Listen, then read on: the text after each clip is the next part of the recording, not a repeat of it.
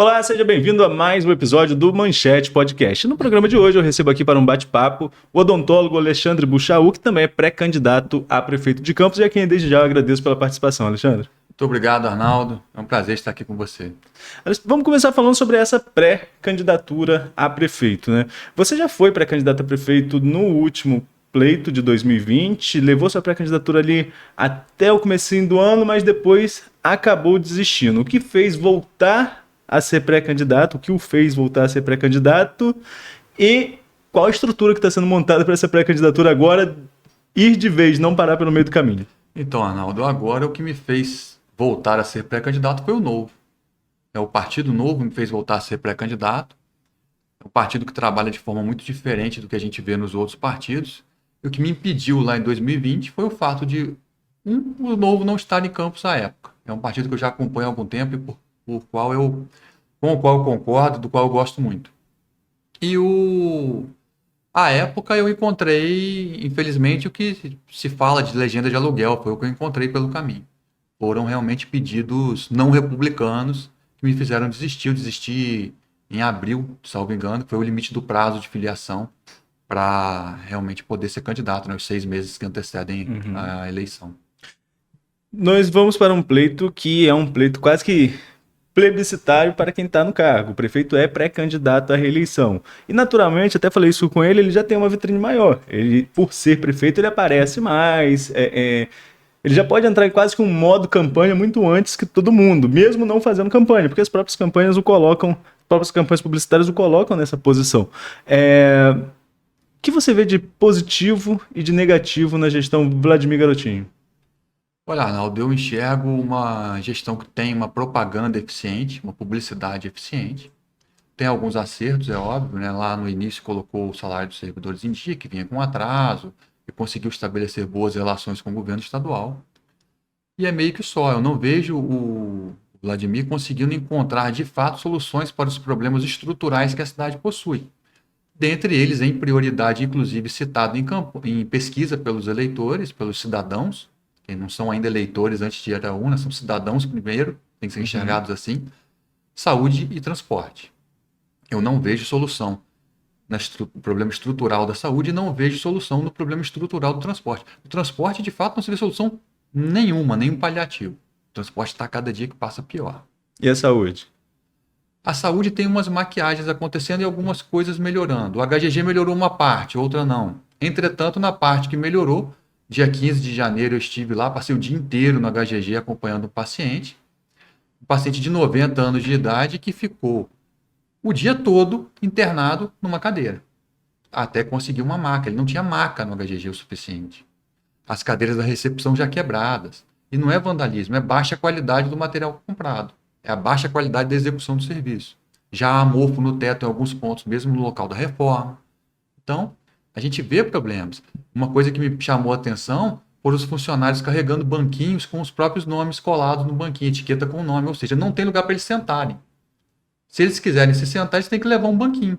E eu percebi aqueles banquinhos que vendem em loja de conveniência, supermercado, banquinho de plástico, com etiqueta, um esparadrapozinho com o nome do funcionário. Ou seja, é uma condição difícil deles trabalharem. Se desdobrando para atender, os funcionários trabalhando muito, se desdobrando, dando atenção às pessoas, mas com muita dificuldade para realizar o trabalho deles. Um orçamento que Campos tem, né, robusto, né, faixa aí de 3 bi ano nos últimos anos agora, quase perto desse valor.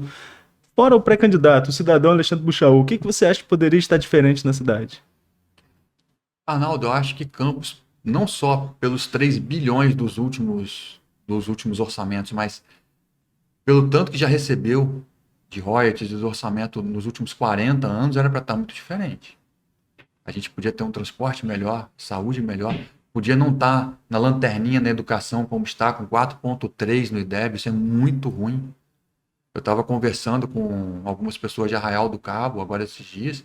Arraial do Cabo, eles se queixando da educação, a educação deles está com IDEB 5,3, a nossa é 4,3, é pior que a deles ainda. O nosso índice de mortalidade infantil é um dos piores. É muito ruim. Isso não era para estar assim. Sabe, a estrutura das unidades de saúde é péssima. E com o valor que se desperdiçou ao longo do tempo, foi contratação de escola de samba, foi construção de um CEPOP. subutilizado, abandonado, sucateando. Se você for observar, o Campos recebeu agora do governo federal uma promessa de recurso do PAC. Dentro dessa promessa de recurso do PAC tem o BS tipo 3 com 1.700.000 e poucos mil cada UBS. O CEPOP custou 100 milhões quando foi construído há anos. Corrigindo esse valor, dá para se imaginar aí que talvez desse para fazer 80 UBS novas, do zero. E a gente tem lugares que a UBS é improvisada numa casinha alugada. Tem lugares que a creche é improvisada numa casinha alugada. Não tem creche suficiente, não universalizou o acesso. Ainda tem pessoas que não têm acesso à creche. A escola de tempo integral não é uma realidade. Falta professor, tem professor substituto sendo contratado no meio do ano. Então tudo podia ser diferente. A cidade podia ser muito melhor do que é. Vamos falar um pouco na prática, a política partidária, né? O Novo realizou um encontro estadual nesse fim de semana passado, agora, né? Vem se mobilizando para ter candidaturas, tem seu nome aqui, tem candidatura em São João da Barra também sendo colocada, pré-candidatura sendo colocada em São João da Barra, enfim. Mas o Novo é um partido, não sendo repetitivo, ainda novo, não é um partido consolidado, de amplo conhecimento, embora tenha tido candidato a presidente na última eleição. Trazer gente para o Novo, para montar nominata, acordos que precisam ser feitos com outros partidos em forma de coligação, como que isso está sendo trabalhado para o jogo jogado, para a hora que a eleição chegar? Então, o Novo está trabalhando de forma diferente agora. A gente tem hoje um estrategista político no estado do Rio de Janeiro, que é o Bruno Casurriro. É um cientista político experiente, pós-graduado, alguém que tem conhecimento também do jogo prático de política, tem experiência em governos, já foi secretário estadual, é alguém com muita capacidade. E o Bruno tem trabalhado muito o partido no estado, junto ao diretório estadual, no estado do Rio, para montar essas nominatas, montar as chapas. Então, nós não vamos alcançar todos os municípios ainda, mas vamos sair de 2 municípios, que o Novo teve candidato em 2020, Rio de Janeiro e Niterói, e vamos para mais de 20 agora. Vamos ficar entre 25 e 30 municípios com candidatura a majoritária, e com 30 e poucos municípios, 32 a 35, com candidaturas na proporcional. Já é um crescimento muito expressivo para o partido que tem muito pouco tempo de existência. Sim. Agora, na majoritária, o Novo conversa com algum outro partido, de qual segmento, de direita, da esquerda, para montar uma aliança, ou o Novo vai com chapa puro sangue? Qual o planejamento do partido, sobretudo aqui para Campos? Aqui em Campos, o partido vai ser uma chapa puro sangue. O partido ele tem a possibilidade de conversar, é lógico, política é algo conversado, dialogado, desde que dentro do conteúdo programático. O Novo não faz outro tipo de negociação. A negociação precisa ser dentro do conteúdo programático, dentro daquilo que as pessoas entendem que é a centro-direita, onde o Novo se posiciona. É um partido liberal, centro-direita. Aqui em Campos, nós tivemos uma novidade também no cenário político, que foi o lançamento da pré-candidatura da deputada Madeleine na última quinta-feira, né? Nós estamos aqui hoje segunda, na última quinta-feira. Pegou muita gente de surpresa, embora nos bastidores muita gente também já sabia que isso pudesse acontecer. Você tem o nome de Paul Bell que aparece, vai e volta, que também pega ali o campo da direita, mais uma direita mais ligada ao ex-presidente Bolsonaro, mais um bolsonarismo, embora um petista teve aqui, diz que o bolsonarismo não existe em Campos, existem eleitores do candidato Bolsonaro, essa é uma outra discussão.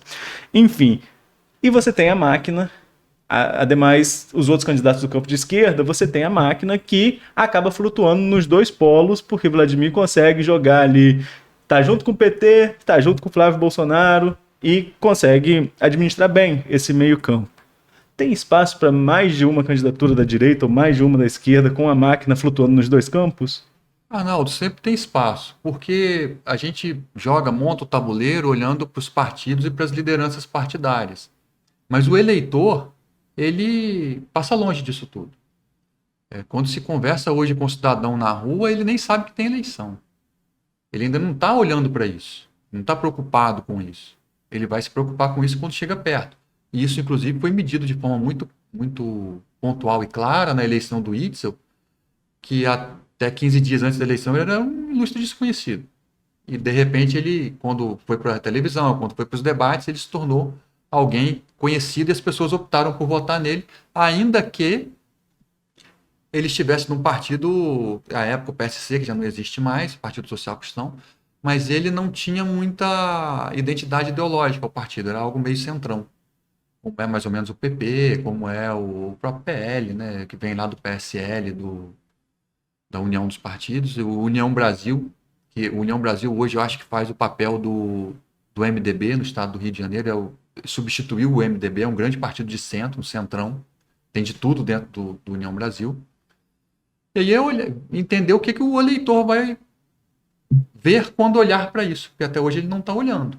Em algum momento ele vai ter que olhar para isso, ele vai ser levado a olhar para isso, e aí o que ele vai enxergar, e o que ele vai optar. Qual vai ser a opção, o que ele se identifica e aonde ele encontra a cidade que ele quer construir, a realidade que ele quer viver. Hoje, voltando a falar sobre o nominato de vereador, né, Alexandre? Hoje, com a nova regra eleitoral, 100% mais 26 candidatos. 26, 8 mulheres. 8 mulheres.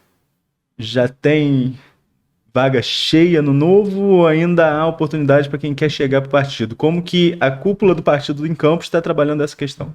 Então, o novo ele mantém portas abertas o tempo inteiro. Nós já temos hoje o número suficiente para montar a nominata. Só que a nominata ela não é montada hoje, ela é montada em agosto, em julho, né? Julho e agosto nas convenções. Sim. Nas convenções é que se oficializam as nominatas, que se registram as candidaturas. Então, até lá, até abril, final de março, início de abril, 6 de abril, há a possibilidade para que as pessoas que se identificam com o partido e que queiram ser candidatas se filiem e passem pelo processo seletivo. O novo tem um processo seletivo. Como que funciona isso? Esse processo seletivo, a pessoa tem que fazer uma prova e gravar um vídeo. Tem uma parte dessa prova é múltipla escolha e o vídeo, isso proporcional para os vereadores. E submeter isso à direção estadual e à direção nacional do partido. Uma vez aprovado, ele pode pleitear a vaga para ser candidato lá nas convenções. Então não é igual ao outro partido que é só entregar o documento, filiou, assinou e está pronto, não. Não é assinou o documento, filiou, tomou benção ao cacique do partido e vai ser candidato, não. Tem que fazer testes, provas. Para a majoritária, prefeito e vice-prefeito, são 5 etapas.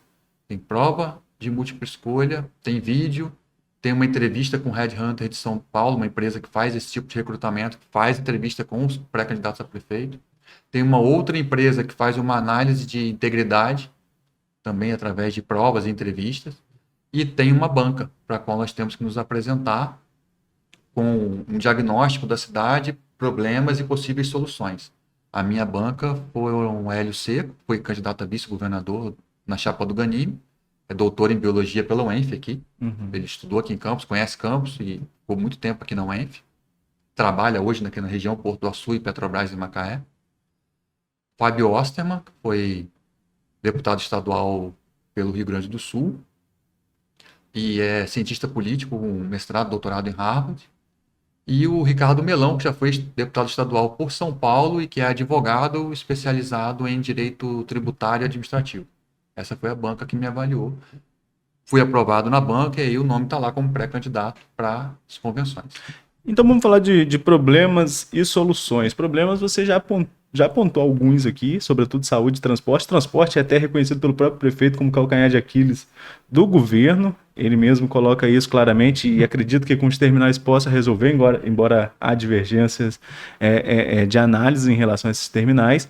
Enfim, quais são as soluções que Campos precisa no seu ponto de vista? Obviamente nós estamos falando aqui como candidato no programa de governo. Estamos falando como cidadão campista, o que você vê de solução imediata que a cidade precisa, que pode ser aplicada que a cidade precisa? A cidade precisa, de imediato, ampliar o número de vagas em UTI. Hoje a gente tem uma fila para as pessoas acessarem a UTI. Isso é um problema porque há pacientes que na hora da regulação precisam ir para outras cidades.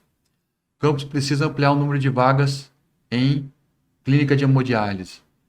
Isso é um problema grave. Meu pai foi usuário de hemodiálise por 8 anos. Ele foi usuário do Sistema Único de Saúde na hemodiálise, do SUS na hemodiálise por 8 anos. E ele faleceu depois de passar mal na hemodiálise. Levou depois um mês internado em UTI e acabou falecendo. Durante todo esse tempo eu acompanhei o que acontece com os pacientes de hemodiálise e é uma coisa terrível. Eles precisam se deslocar 3 vezes por semana para fazer hemodiálise, ficam 4 horas ligados a uma máquina para filtragem do sangue. Isso é essencial para que eles tenham vida. Sem isso eles morrem. Esse paciente que já vai 3 vezes por semana a uma clínica credenciada do SUS, a um hospital credenciado do SUS fazer hemodiálise, quando precisa da medicação, que é também fornecida pelo SUS, seja pela Secretaria Municipal de Saúde, seja pela Secretaria Estadual de Saúde, precisa ir à Secretaria de Saúde numa farmácia. Ele não recebe, pô, ele podia receber essa medicação lá onde ele é atendido. Não, ele precisa ir à secretaria. E às vezes só para saber que está faltando. Só para ser informado de que está faltando. Outras vezes pedem a ele que renove o processo.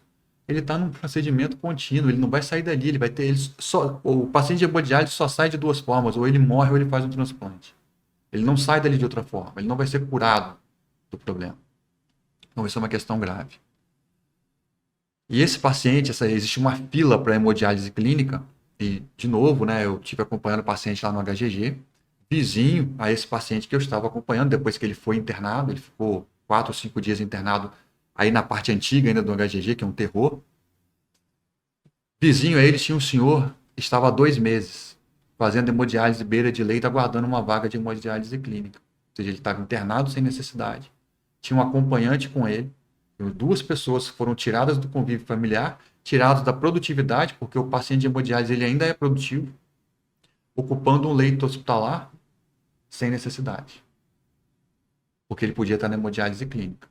E não é feito nada para ampliar essas vagas há muito tempo. Aí agora o governo do estado está construindo uma clínica nova de hemodiálise, sabe-se lá quando é que vai ficar pronto.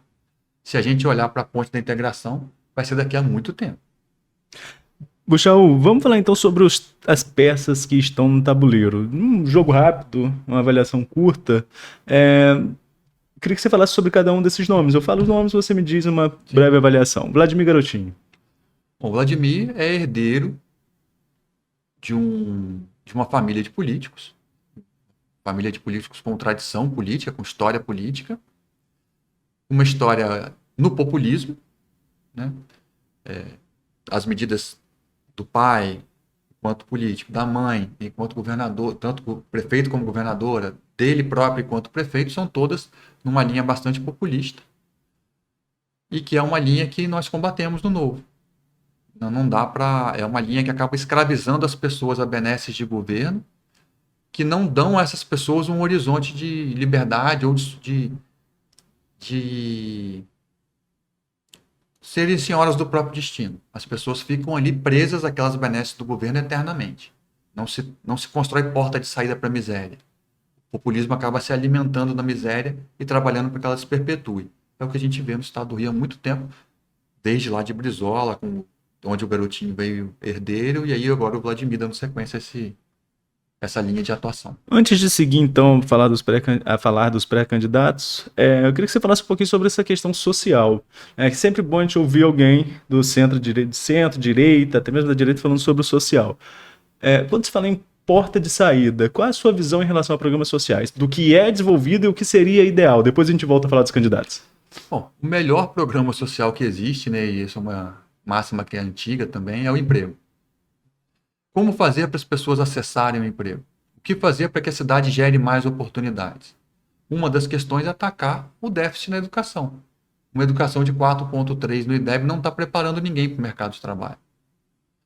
E aí não é só trazer não é só ocupar a vaga de empresas de fora que estejam vindo. As pessoas não têm formação suficiente para gerar os próprios negócios, para construir, através do empreendedorismo, as próprias oportunidades.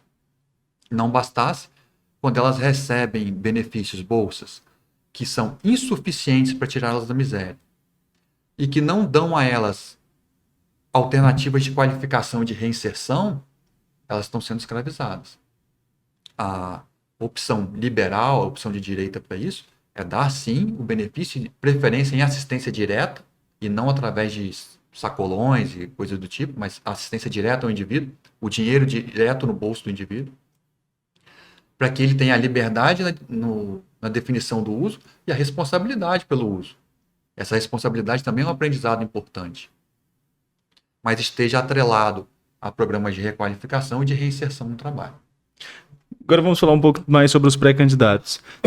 Tem um nome, Alexandre, que ainda aparece como possível candidato, mas já se alinhou mais com o prefeito Vladimir, fez vídeo junto, inclusive, mas é um play importante desse tabuleiro, Caio Viana. Então, Caio Viana também é herdeiro de uma família de políticos tradicional, do pai principalmente, né? E ele vem gastando o capital político do pai ao longo desse tempo. E, lamentavelmente, é mais um representante do populismo, né, na nossa cidade. Mais um que desperdiçou royalties demais, né? O Arnaldo protagonizou o contrato, né, com a União da Esperança lá no Rio de Janeiro, a escola de samba, para falar da cidade, para colocar a primeira-dama desfilando. Então, ele é meio que precursor de todo esse desperdício, porque foi justamente na gestão dele que nós tivemos um aumento expressivo dos royalties. Caio ainda era uma criança nessa época, e depois Caio se aproxima, se torna candidato, ele não chegou a alcançar mandato por eleição em nenhuma oportunidade, mas se coloca como candidato gastando esse capital político que veio do populismo do pai durante todo esse período. Foi candidato a prefeito contra Vladimir, se estranharam muito, mas agora se aliou ao Vladimir e agora talvez tenha que se afastar e ser candidato novamente. Acredito que ele está gastando aí os últimos centavos do capital político do pai. Boa análise em relação ao capital do pai. Mas vamos agora à novidade do tabuleiro, que é a delegada Madeleine. Como que você analisa a entrada desse nome no tabuleiro? Então, a delegada Madalena ela foi realmente uma novidade no tabuleiro, mexe muito com o tabuleiro. Ela atinge um nicho importante da cidade. E a cidade é uma cidade conservadora e religiosa. E ela é uma pessoa conservadora e religiosa. Então ela atinge bem em cheio esse público. Foi uma grande sacada do Bacelar, que ele é a grande cabeça nesse tabuleiro de xadrez da oposição ali. E realmente foi uma jogada de mestre dele, foi um cheque que ele coloca o governo. Vai ter uma estrutura muito grande envolvida na campanha dela. Está no União Brasil, que é um dos maiores partidos do Brasil. Agora é ver como o eleitor vai enxergar isso. Ver se o eleitor vai enxergar na figura da delegada a pessoa que representa as soluções que ele precisa. Outro pré-candidato que até declarou aqui que era pré-candidato foi o Jorge Magal. Qual a sua análise? Então, o Jorge Magal vem lá da Chequinho, né? Tava lá na base dos garotinhos, foi caçado pela Chequinho, ficou inelegível pela Chequinho e agora é candidato, se colocando como pré-candidato a prefeito. É o tipo de candidatura que no Novo não teria. É o tipo de perfil que no Novo não seria candidato jamais. Tem também a pré-candidatura do Clodomir Crespo, né? Sim, o Clodomir se colocou como pré-candidato pelo DC, está tentando prosperar lá com a candidatura, tem trabalhado bastante, eu tenho visto vídeos dele na internet, e me parece que ele está também se alinhando ao pessoal dos Bacelar.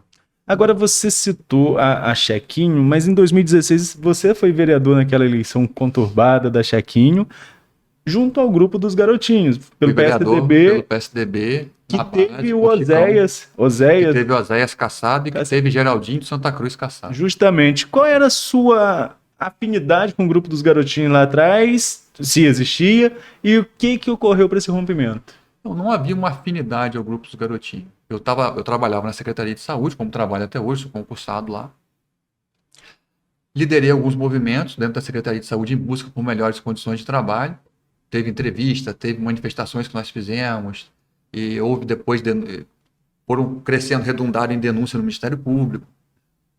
Naquele movimento, eu acabei me aproximando muito do secretário de Saúde, então era o Dr. Chicão, que é um amigo até hoje, é pediatra das minhas filhas. E eu estava no PSDB há muitos anos, né? Eu fiquei filiado no PSDB por uns 10 ou 11 anos. E o PSDB em Campos, naquele momento, optou por fazer um acordo com os garotinhos. A época era para o PSDB ter candidatura própria. A promessa era essa. E a promessa era de que não haveria figurão na nominata. No final, nós recebemos Oséias e Geraldinho vindos da base do governo, do garotinho, para serem eleitos pela nominata.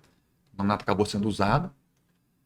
E a candidatura própria virou a candidatura do vice, né, que Mauro Silva veio para o PSDB e se tornou o vice do Tochicão. E foi isso, não houve um rompimento porque não havia uma relação. Eu cheguei, em alguns momentos, a pedir voto para o Vladimir quando foi contra o Caio, porque enxergava numa situação, numa dicotomia, você tem Vladimir e tem Caio, o que é o menos pior? Qual é o mal menor? Não, o mal menor é o Vladimir, então vamos com o Vladimir nessa questão. Considero isso até hoje, acho que não foi uma decisão errada. mas enxergo que escolher o mal menor, ainda assim, é escolher o mal, né? A Hannah Arendt fala disso. E as pessoas acabam se esquecendo que escolheram o mal. Eu não quero mais ter que fazer isso. Eu não quero mais ter que escolher o mal menor. Eu acho que se eu estou insatisfeito com isso, se eu não enxergo pré-candidaturas que possam representar aquilo que eu acredito que a cidade precisa, então vou me colocar como pré-candidato. E incentivo outros que façam o mesmo, que se coloquem como pré-candidatos, para que a gente tenha opção e não tenha que escolher o mal menor. Alexandre, queria mais uma vez agradecer a você pela participação e já deixar o convite aberto para lá na frente, quando passar esse período aí de convenções, Formações de nominados. formações de nominatos, a gente voltar aqui a bater um papo sobre sua, aí sim, ser homologada a sua candidatura. Obrigado. Muito obrigado, Arnaldo. Vai ser um prazer estar aqui com você. E a você que nos acompanhou até aqui, fique ligado também nas nossas redes sociais. Até a próxima!